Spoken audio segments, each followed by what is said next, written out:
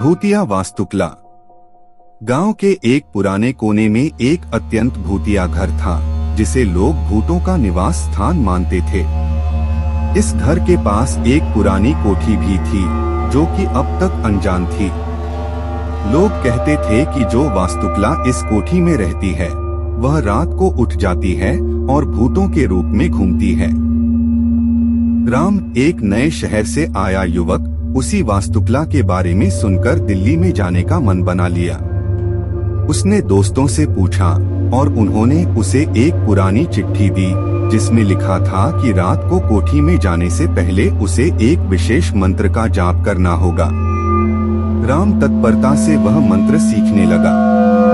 जब वह कोठी पहुंचा, तो उसने वो मंत्र जाप किया और कोठी में प्रवेश किया। अंदर वह एक पुरानी चित्रित वास्तुकला देखा, जो वास्तविकता में जिंदा दिख रही थी। वास्तुकला ने राम से बातचीत की और कहा कि वह कोठी में उसी दिन से फंसी हुई है, जब वह एक यात्रा में थी और उसे लगा कि यह सभी लोगों के लिए एक भूतिया स्थान है। राम ने समझाया कि वास्तुकला को उसकी सच्चाई बताने के लिए उसे अपनी प्रेम की कहानी सुनानी होगी।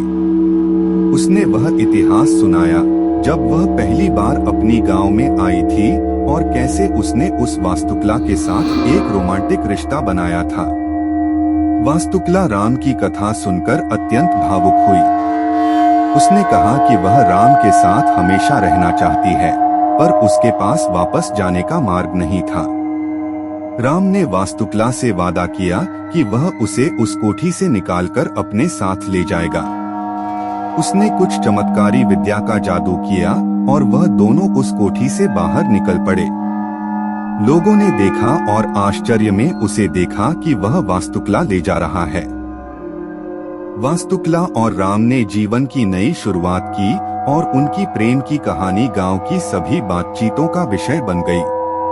इस कहानी से हमें यह सीखने को मिलता है कि प्रेम और सच्चाई की शक्ति भूतिया स्थानों और डरावनी कहानियों से भी अधिक महत्वपूर्ण होती है।